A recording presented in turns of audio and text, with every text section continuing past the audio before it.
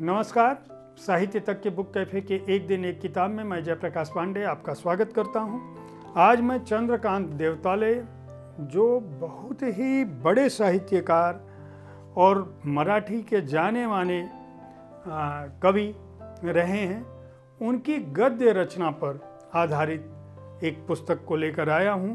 इस पुस्तक का नाम है एक कवि को मांगनी होती है क्षमा कभी न कभी। इस पुस्तक का शीर्षक है, जिसे निशिकांत ठकार और कनुप्रिया देवताले ने संपादित किया है। कवि का गद्य यानी चंद्रकांत देवताले का गद्य। इस रूप में इस पुस्तक को निशिकांत ठकार और कनुप्रिया देवताले ने चयन किया, संपादित किया और उसे हिंदी तक पहुंचाने की कोशिश की है। निशिकांत ठकार 1935 में जन्मे, जाने माने हिंदी और मराठी के लेखक अनुवादक रहे हैं, अध्यापक रहे हैं। 26 किताबें हिंदी में और 34 किताबें मराठी में आ चुकी हैं। इसी तरह से कनुप्रिया देवताले इंदौर में पैदा हुई। विक्रम विश्वविद्यालय उज्जैन से इन्होंने पढ़ाई लिखाई की। पर्यावरण और पशु कल्याण जैसी गतिविधियों से जुड़ी हुई हैं। राजनीति विज्ञान विषय में महाविद्यालय स्तर पर प्राध्यापन करती हैं। इन दोनों ने मिलकर कवि चंद्रकांत देवताले की गद्य कर्म को इस पुस्तक में सृजा है। चंद्रकांत जी के बारे में बता दूं कि वह कवि के रूप में सोचते हैं, लेकिन अपने समय का कोई ऐसा स्वरूप नहीं है जिस पर उन्होंने ना लिखा हो, जो उनकी दृष्टि के सामने ना पड़ा हो। उनके गद्य में भी कविता जैसा ही प्रवाह है, वही शिल्प है, वही ईमानदारी है, वही संवेदनशीलता है, साफगोई है, सहजता है, वही विनोद प्रियता और अपनापा है।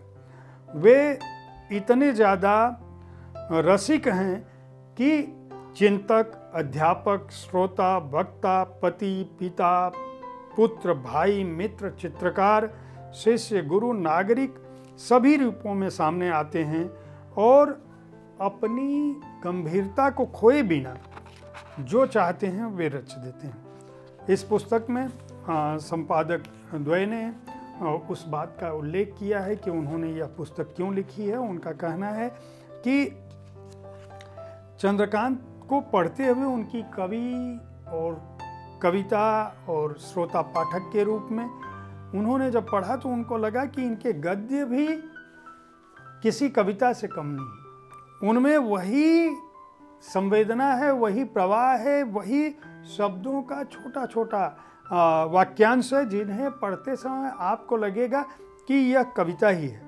लोग ठहरे हुए हैं, वर्तमान में जी रहे हैं। परिंदों की उड़ान में अनंतता का आभास नहीं होता। जहाज के पंछी की तरह वे भी राजगढ़ के ही परिंदे हैं। पहाड़ियाँ, घाटियों, नाले और चढ़ाई उतराई के बीच जिंदगी थमी हुई है। महल के मेहराबों में मधुमक्खियों के छत्ते और नेवज के डाले पर मंडराते पंछियों। घंटे घड़ियालों के आवाज़ों के बावजूद राजगढ़ बिना दरवाजों वाला शहर है। अब यह गद्य की पंक्तियां हैं जो चंद्रकांत देवताले ने लिखी। इसी तरह से उनके छोटे छोटे वाक्यों को देखें। सन्नाटा पहले शब्द से टूटता है, बाद में किसी और चीज़ से। सृजन की दुनिया को किसी का एकाधिकार आक्रांत नहीं कर सकता। मुक्ति की कोई सीमा नहीं होती। मर्यादा अवश्य हो सकती है जो मुक्ति को चरितार्थ कर सकती है। उतना कवि तो कोई नहीं जितनी व्यापक दुनिया। कविता बदले हुए समय में अपना नवीनीकरण कराती है।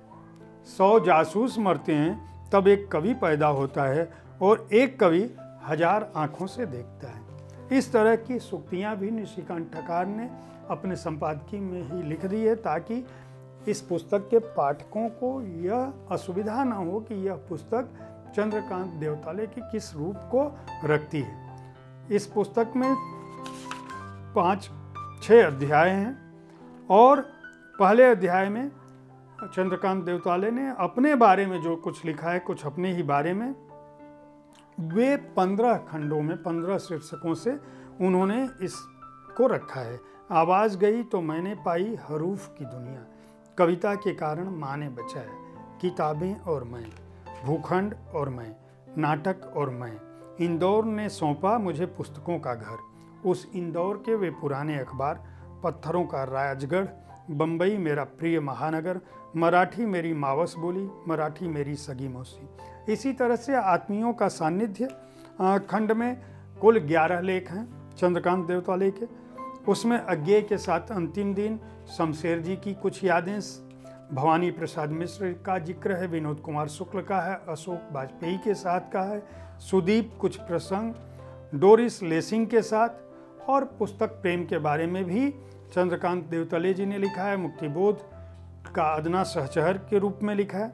इसके अलावा कविता की पड़ताल और पैरवी एक खंड है जिसमें कविता के बारे में जो कुछ भी चंद्रकांत देवताले ने लिखा है, जिसमें मुक्तिबोध के बहाने भी उन्होंने बहुत सारी चीज़ें जो मुक्तिबोध के बारे में लिखी हैं, जो गद्य कविता के बारे में लिखी हैं, कविता समीक्षा के बारे में लिखी हैं, वह भी इसमें दर्ज है। अपने वक्त की चुनौतियों पर जो कुछ चंद्रकांत देवताले ने लिखा है उसको भी इस पुस्तक में संकलित किया है निशिकांत ठक्कर और कनुप्रिया देवताले ने। समकालीन संदर्भ और बुद्धिजीवी, हमारे समय के जितने भी विमर्श के विषय हो सकते हैं, नोबेल पुरस्कार, समकालीन सृजन यात्रा, जीवन के मोर्चे, फिलवक्त मुट्ठी भर लोगों की जन्नत है यह लोकतंत्र, मतलब इस तरह के गंभीर विषय जिनका समाज से, सियासत से, समय से, साहित्य से ताल्लुक़ रहा हो, उनके बारे में भी जो कुछ लिखा गया है वह यहाँ पे संकलित है, अपने वक्त की चुनौतियाँ। इसके अलावा 6 साक्षात्कार हैं जिसमें मनोज पांडे ने, सुभाष चंद्र ने, आभा बोधिसत्व ने, प्रदीप मिश्र ने, ओम भारती ने और कारवां के संपादक ने जो साक्षात्कार किया था वह इसमें शामिल है।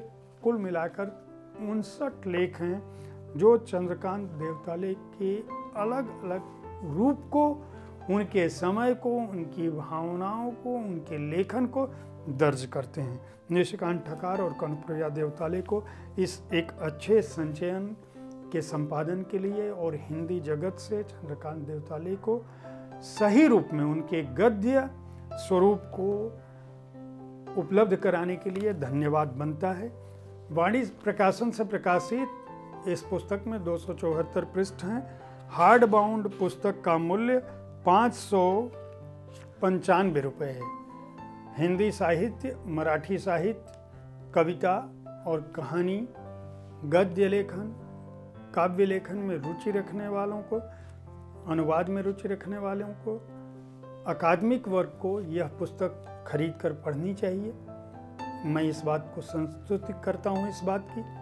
यह पुस्तक निश्चित रूप से आपको मराठी और हिंदी से जोड़ेगी, इसके अलावा अपने काल, समय और साहित्य से जोड़ेगी। उम्मीद है साहित्य तक का यह एपिसोड आपको पसंद आया होगा। इस कार्यक्रम में आप किस तरह के पुस्तकों की चर्चा चाहते हैं, इनके बारे में हमें ज़रूर लिखें। आपकी राय का हमें बेसब्री से इंतज़ार रहता है। अगर आप प्रकाशक हैं तो अपने प्रकाशन की पुस्तकें 2 प्रतियों में हमारे पास भेजें। अगर हमारी संपादकीय टीम को यह लगता है कि यह पुस्तक इस कार्यक्रम में चर्चा की योग्य है तो हम उसे अवश्य शामिल करेंगे। कल ठीक इसी समय ऐसी ही किसी एक पुस्तक के साथ मैं फिर आपसे मुखातिब होऊंगा। तब तक के लिए साहित्य तक देखते रहें। धन्यवाद।